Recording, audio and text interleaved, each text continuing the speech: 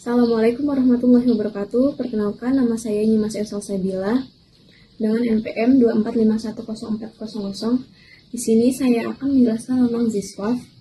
Jadi, Ziswaf dibagi menjadi dua, ada yang wajib dan ada yang sunnah.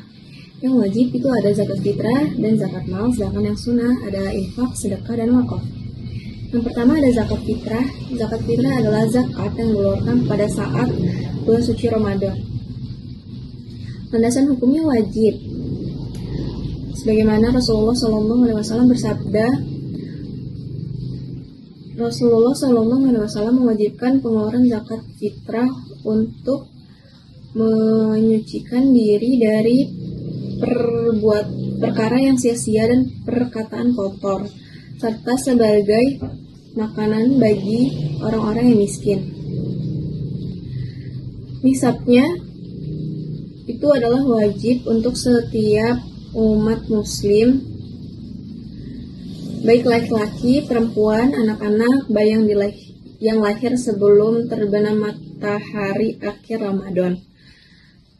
Nisab atau ukurannya yaitu 1 sa' makanan pokok, berlaku untuk 2,5 sampai 3 kilo per jiwa. Kemudian haul atau kepemilikannya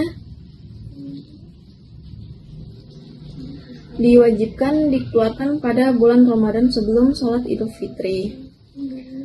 Kadar atau besarannya 1 sa' atau 2,5 sampai 3 kilo makanan pokok per jiwa. Penerimanya ada 8 ansof, yaitu fakir, miskin, amil, mu'alaf, riqab, ghorim, fisabilillah, dan ibnu sabil. Waktu pembayarannya sejak awal Ramadan hingga sebelum sholat Idul Fitri. Yang kedua ada zakat mal atau zakat harta. Dasar hukumnya diwajibkan dalam Quran surah At-Taubah ayat 103, yang artinya, ambillah zakat dari sebagian harta mereka, dengan zakat itu kaum membersihkan dan mensucikan mereka. Nasabnya wajib bagi setiap muslim yang memiliki harta mencapai nisab dan haul serta kepemilikan penuh. Nisab atau batas minimum harta.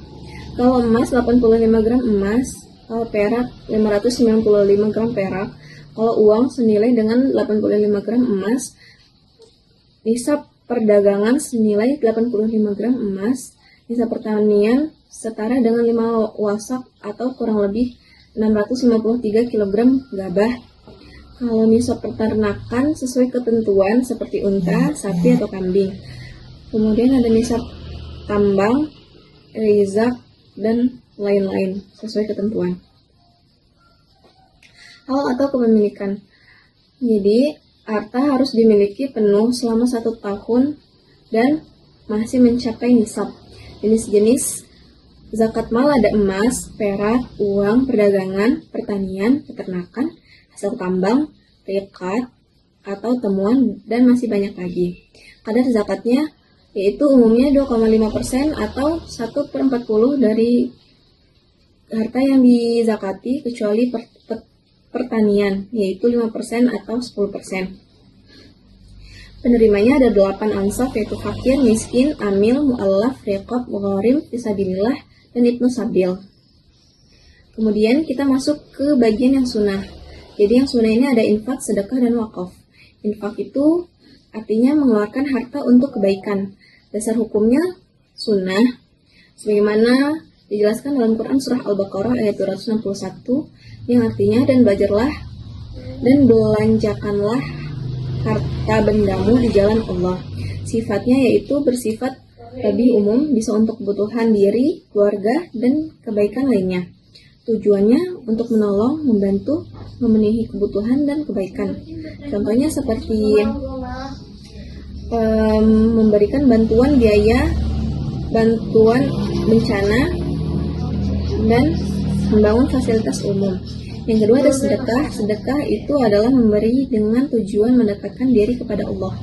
Dasar hukumnya sunnah, sebagaimana dalam Quran surah Al-Baqarah ayat 261. Sifatnya juga lebih luas dari infak, kemudian tidak terbatas jumlah dan waktu, kemudian tujuannya untuk mendapatkan ridho Allah, pahala, dan keberkahan. Contohnya seperti memberi makan, menyantuni anak-anak yatim. Kemudian yang ketiga ada wakaf. Wakaf adalah menahan harta yang dapat dimanfaatkan secara berkelanjutan.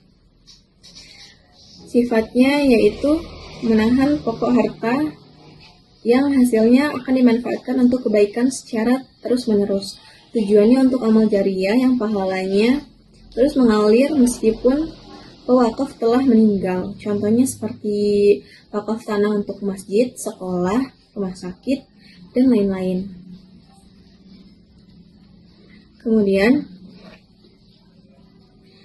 jenis-jenis wakaf ada 5. Yang pertama, wakaf tidak bergerak. Contohnya ada seperti tanah, bangunan, masjid. Kemudian wakaf bergerak, contohnya seperti kendaraan. Kemudian yang ketiga ada wakaf uang. Yang keempat ada wakaf jasa, yaitu keahlian atau tenaga untuk kepentingan umum. Contoh wakaf kontemporer, yang pertama ada wakaf lingkungan. Yang kedua ada wakaf pendidikan. Yang ketiga ada wakaf kesehatan. Dan yang keempat ada wakaf produktif, dan yang terakhir ada wakaf konten digital. Baik, itu saja yang dapat saya sampaikan. Wassalamualaikum warahmatullahi wabarakatuh.